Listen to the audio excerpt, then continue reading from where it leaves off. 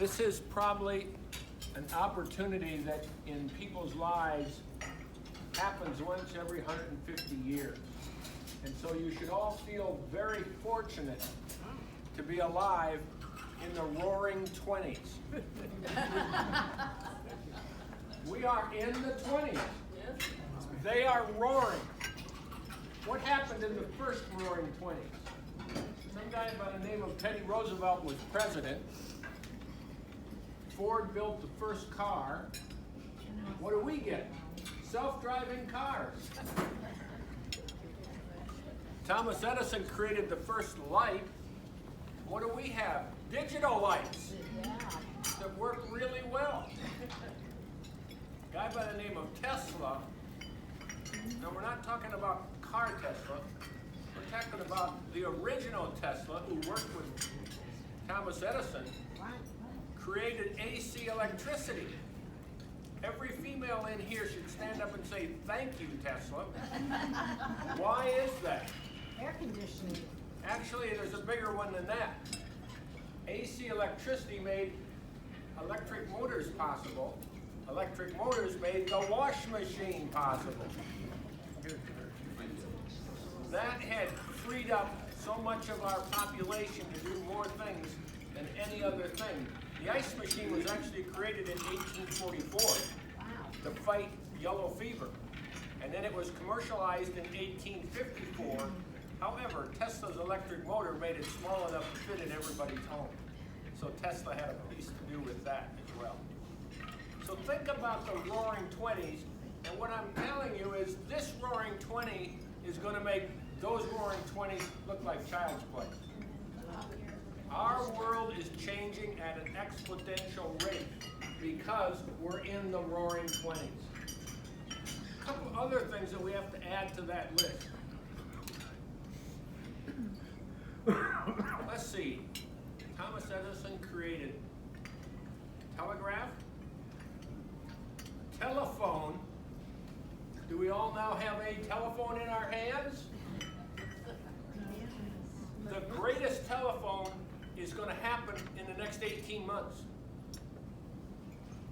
They're installing them right now. That's the 5th generation cell phone, G5. G5 is what's changing our world like nothing you've ever seen. G5 is the big driver. Guess who's going to make G5 possible? The original Tesla. The original Tesla's invention of something called wireless electricity. Wireless electricity. He very much was of the component that we didn't need to put wires on posts to get electricity to our house.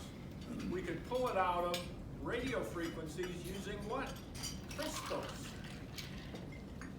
It was patented 4 months ago and is now being produced in all of the major electronic facilities around the world. The ability to charge your cell phone, charge your watch, charge your electric car without ever having to plug it in. Now, why is this important in the G5 world? Everybody talks about a world of connected devices, where there's a connected device everywhere that's sending signals to this G5 system and is feeding the information into this network. Those devices need electricity. How do you put a wire into something that's the size of a pin head? You can't. But you can build Tesla's radio frequency generating electric devices into that equipment. So you're thinking about a home. Within 18 months, the new homes that they build won't have plug-ins to plug stuff in, because the wireless wire radio frequency converters will take the place of power cords. Now, why is G5 so incredibly important? G5 is 1,000 times more powerful than G4. G4 is the cell phone you're working on today that you can get a text, you can get a picture, you can transmit a picture, you can watch a football game, you can transmit anything you want. You can download a movie in about 2.5 minutes. I downloaded the books that I read to give me most of this information. It takes about 45 seconds to 1.5 minutes to download a book onto my phone. In G5, it's about 2 seconds to do any of those things. A self-driving car requires the communication capability of 100 telephones that we have today. In other words, it sends as much information back and forth as 100 cell phones would simultaneously. This is going to back up the entire grid to the point where you can't send signals and make phone calls because it's too full. G5 comes on scene and makes it possible. And we're living through this. This is part of our lives. It's the most amazing thing that we're all going to see. Everybody's talking about where the jobs going to come from. Well, you're talking 100,000 jobs just to build out G5. You talked about Amazon building a plant with 25,000 jobs. Do you realize that in this day and age, we're in something called the dataism? D-A-T-A-S-I-H, dataism, a whole new science. You can now get a PhD in dataism, how to manage, evaluate, and work with the data that's stored in the cloud. They accumulate as much data in every 2 years as mankind has in all the years prior to that, right now. That's how quickly data is being accumulated, and you have to study it and figure out how to get better use out of it. I was talking with somebody earlier today, and we were talking about how's that going to really affect me? Think about your health. I know we have a couple of medical professionals in this room. Think about a body where you take a pill, the pill dissolves, all these little implants filter through your body, and now start sending signals to your cell phone, which then connects to the insurance company and tells the insurance company what's going on in your body. That's the next generation of healthcare. 2 months ago, Apple signed a contract with a large health insurance company to feed information from their watches to them. So we are not talking about what's coming in 5 years. We're not talking about what's coming in 10 years. We're talking about the end of this calendar year. The G5 system takes 10 transmitters for every transmitter we have in the world today. And those are the towers with all of the little things sticking out that accept the telephone signals. Well, the new ones are simply a pole in the sky with a barrel on top of it that's about this big around. It's all painted white. You won't even recognize it because they don't have to be as tall, and they're everywhere. They replace Cox. G5 can replace Cox in your house. It's faster, it's quicker, it's more efficient. This is what's changing in our world. My job is to know, how do I build portfolios that recognize this? Some of you who follow the changes I make in your portfolios know that we made a change last month. We added a little company out of Finland that builds the software that allows the G5 towers to talk to each other. Only 3 software manufacturers, suppliers, builders in the world are in that marketplace. One of them is a Chinese company that no American company can use because it sends all the information back to home base. Just as sure as they manufacture them, they get feedback on everything that's said and done. In addition, you have to build, 10 more towers for every tower that exists? So 2 little companies in the United States, one owns 90% of the towers on the East Coast, the other owns 90% of the towers west of the Mississippi. They can be in your portfolio. How are the towers connected? Oh, they're connected with radio signals, right? One tower talks to the other tower and it moves the place. No, You would think it would be that simple. They're connected with cables. What cable did they just plant all over the city of Virginia Beach? Glass cables? Well, there's been, actually the entire city of Virginia Beach has been ringed with glass cable. Because the main cable coming from Europe now comes into Tidewater. And we are a prime location for any company that wants to be active on the internet worldwide. Because we're right at the door where they can send signals in and out. There's only one company that makes the glass cable in the world. It's a little company from New York State. I got a couple of New Yorkers sitting at my table. A company called Corning. You ever heard of Corning glass? Yes. Anybody have any Corning dishes at their house? Yeah. Anybody watch a TV or a computer monitor in the last 24 hours? Guess who makes the glass for those? Corning. They make fireproof curtains also. Fireproof curtains. Amazing, all of the things these companies make that are in the United States. If you follow Economic Times, it's one of the magazines that I require Neely to read every night. No. But one of the studies in the issue that came out this week was on manufacturing costs around the world. Manufacturing costs in the United States have been dropping for the last 20 years. The cost of manufacture in the United States today is virtually the same as the cost of manufacture in China.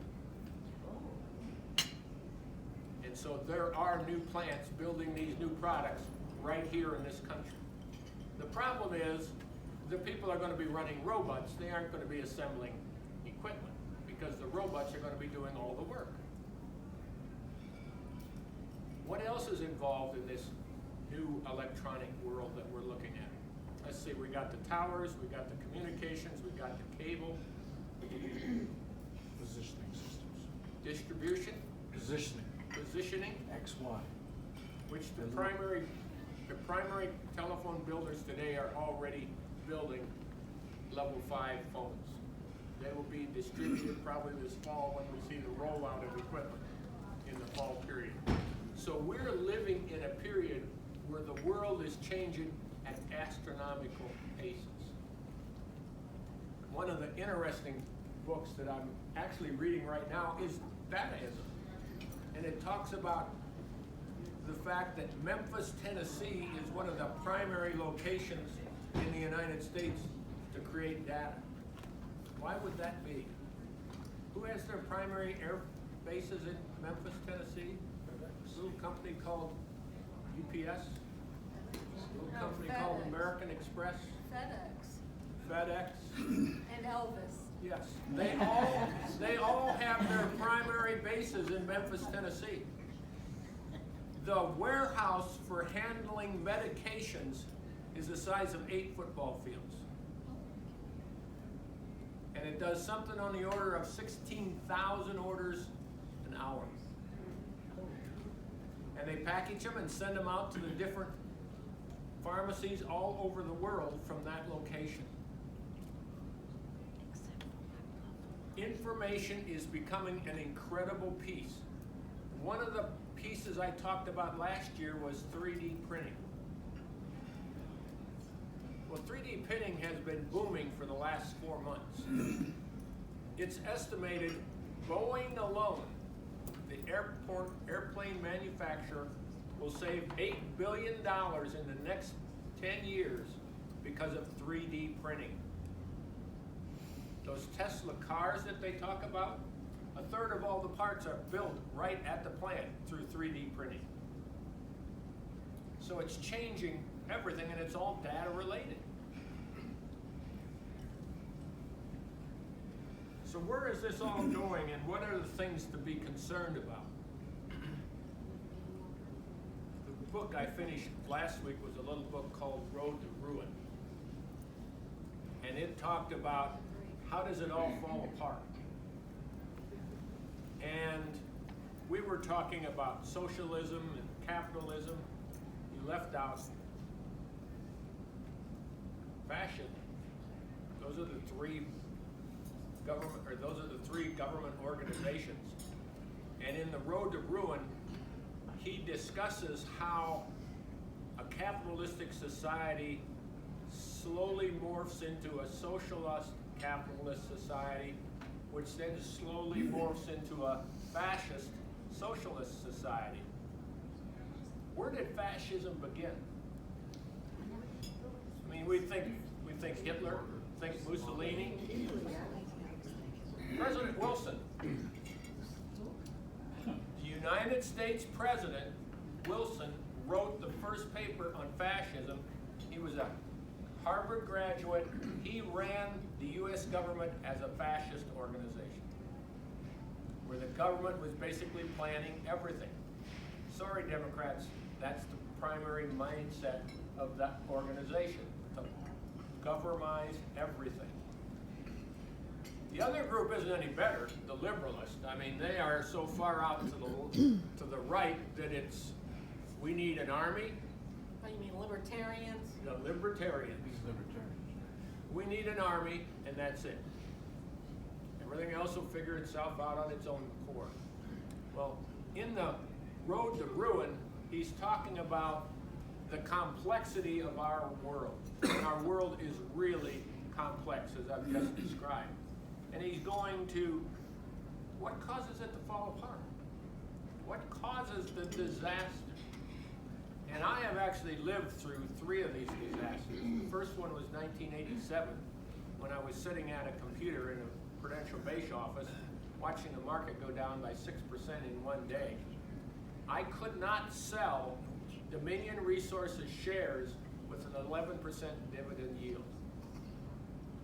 Why? Because everybody was scared to death. They wouldn't act. They just wouldn't act. Second disaster was 1998, long-term capital. Basically shut the government down. Why did it happen? Russia devalued the ruble. So an American company goes break and almost ruins the United States government because the Russian ruble got devalued. Why did the Russian ruble get devalued? Because 3 years earlier, the Malaysian government devalued their money. How are they related? Who knows? Some chaotic relationship exists in the world where things fall apart. The events of 2008. Who'd have thought we would create a disaster making sure everybody had a house to live in? But they found a way to do it. And eventually it fell apart and created a disaster. In December of this year, the 2-year yield on the Treasury bond exceeded the 10-year yield on the Treasury bond for 2 days. That is an ominous sign, meaning in the next 18 months there will be a recession. So sometime between now and the 4th of July of 2020, we're probably going to have a recession. If you would like to see Trump reelected, you want to see it sooner rather than later. Because if it happens in the summer of 2000, he's not going to get reelected. Isn't going to happen. Chaos theory is what's driving all of this. What we think is safe is no longer safe. What we think is prudent management of a portfolio isn't necessarily prudent management of a portfolio. Personally, I will be moving all of our portfolios to a much more conservative position as we progress through this year. Because there are only 2 things for certain in the book, Road to Ruin. There will be change, and fiat money will become paper again. Fiat money is money that's not backed by anything. And that is the money system we live in today. Let me open the floor for questions. I know I excited you way too much. I apologize, Angela. Yes. Will we be able to afford the 5G phones? Yes. 5G phones. Cheaper? The 5G phones will maybe be $100 more than what you paid for your 4G phone. They finance it. I mean, it goes back to Moore's law. Moore was the head of, Get an education on how to use it. but Moore was the head of Intel 12 years ago, and his law says every year the capability of our computer chips will double, and the cost will go down by half. And that's been the case. And these fifth generation phones will be unbelievably capable and only slightly more expensive than what we have now. Why? Because they're built by computers. There are only marginal changes in what they're doing, but the capabilities are all fantastically different. And yes, there will be 5 times as many phone towers, but there will be 100 times more transmissions. So the cost for a transmission will go down. Other questions? Frank? Yes. The electric cars, Yes. the chargers for the electric cars, Yes. are they gonna be a fixed, or did I hear you say the plug-ins are no longer gonna be? If they and when they, I don't think it's an if, it's when they adapt the Tesla crystal converters, the cords will go away. Your cell phone will charge while you're sitting at home. Right. Your car will charge while you're going down the interstate. Because I know a lot of the locations have already started putting chargers in, Right, getting ready for the cars. right. But as the cars advance, you want to own one with a Tesla converter in it, and you won't need a charging station. And one of the questions that often comes up is, why on earth would I want to buy a self-driving car? I mean, I like to drive. I like to be behind that wheel and be in charge. And I'll tell you exactly why you're going to drive a self-driving car. Old age. This is my driver's license. There's going to be a day when Neely's going to come to me and she's going to say, give me that damn driver's license, Frank. You're not going to be on the road anymore behind the wheel. And I'm going to look at her and I'm going to say, enjoy it, but I'm going to take the self-driving car to work tomorrow. And that's going to happen because Or age. the baby generation has the money to do it. And self-driving cars, I mean, when Ford comes out with its self-driving car, it's probably going to be $70,000. What's the average car today? 38. So you pay twice as much for a car that will take care of you for the rest of your life. Other questions? Bob, I know you're thinking of something back there. Yes, you had a question? Yeah, what if they get into an accident, who's gonna be at fault? That's part of what they're having to figure out right now. And Yeah, the insurance companies and that are all, it's going to probably be a default or a no-fault environment where both companies are going to pick up a portion of it. Because the question is, did the driver make a mistake? Did the car have a failure? Or was there a natural event? And it's the natural event part that's interesting. Because when we talk about world disasters, what causes the economy to go bad? There are natural events, there are man-made events, and sometimes natural events impact man-made events. Remember when the nuclear plants in Japan were hit by the tidal wave? Well, that was a natural event. And there was an earthquake, plates shifted in the middle of the ocean, sent a 100-foot wave into the plants, and basically destroyed them. Well, then they had 4 plants that melted down. So now they have a man-made event that's created by a natural event. That's the mindset of chaos theory. You don't know what's going to happen over here by Jim's side of the room that's going to affect Neely's side of the room.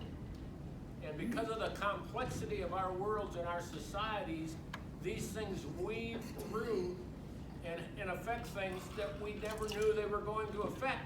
And all of a sudden it shows up over here and you have a fire. And you have no understanding of how it got there or what caused it. You just have to deal with it. And so part of what I'm doing in the portfolios is getting ready to position things such that when that fire event happens, I'm not having to spit and try to figure out what to do.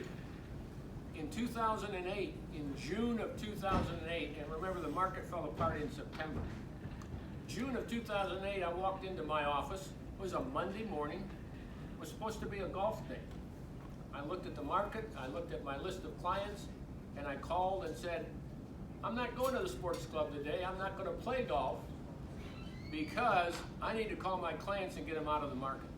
And that was when I started moving money out of the market. What I'm doing now is I'm going to positions that will self-protect given the events that happen.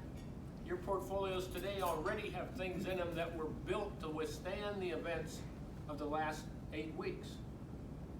We had a 20% correction. That's a normal high-end correction. A recession is going to be more than that. A recession is going to be 35 to 65%. And it's not going to last for 4 months, it's going to last for 7 to 12 months. And it won't be the end, although nobody knows when the end will happen. And I'll give you one last thought on that. And we're going to go back in history on this one. I apologize. We're talking 3,700 BC. Yes, I actually have books that talk about 3,700 BC. That was the Bronze Age. If you don't know what was going on at that point in history, it was the Bronze Age. We had spears and bows, and that was the primary defense weapons. They found a ship off the coast of Turkey in 250 feet of water that was sunk in the year 3,700 BC. On that ship was produce and goods from every country around the Mediterranean Sea.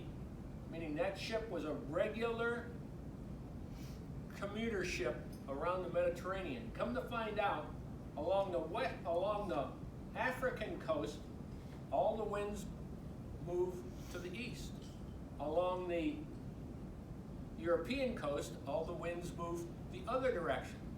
And so you can sail around the Mediterranean Sea on a regular basis, which is what this ship did. They had a well-organized society in 3,700 BC that had interaction between all these countries, and it disappeared. And it disappeared roughly in about 150 years.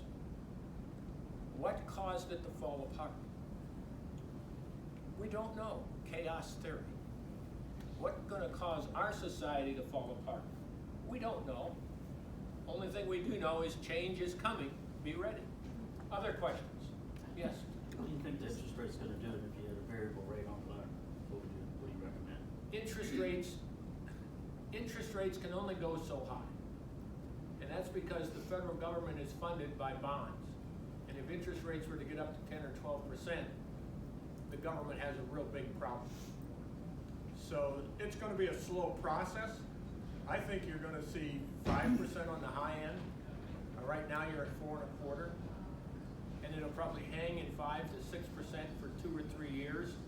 The recession that I talked about could possibly bring them back down again. The problem is the world, not just the United States. The world has a debt problem. Every major country in the world has borrowed too much money to meet the social demands of their socialist participants. There's only one way to fix that. It's called inflation. And in the book, Road to Ruin, he talks about what happened in the United States from the year 1946 to the year 1985. The United States came out of World War II with a lot of debt. A lot of debt. And so what did they immediately do? They financed Europe. And they financed Japan to help rebuild those societies so that they wouldn't eventually just come back and attack the United States. And the head of the Fed kept interest rates 1% below inflation rates from 1946 to 1985. And by 1985, our national debt was 40% of our GDP. Today, it's almost 90%. After World War II, it was like 110%. And so inflation is the solution that ultimately will come into play, but nobody wants to say they're playing that card.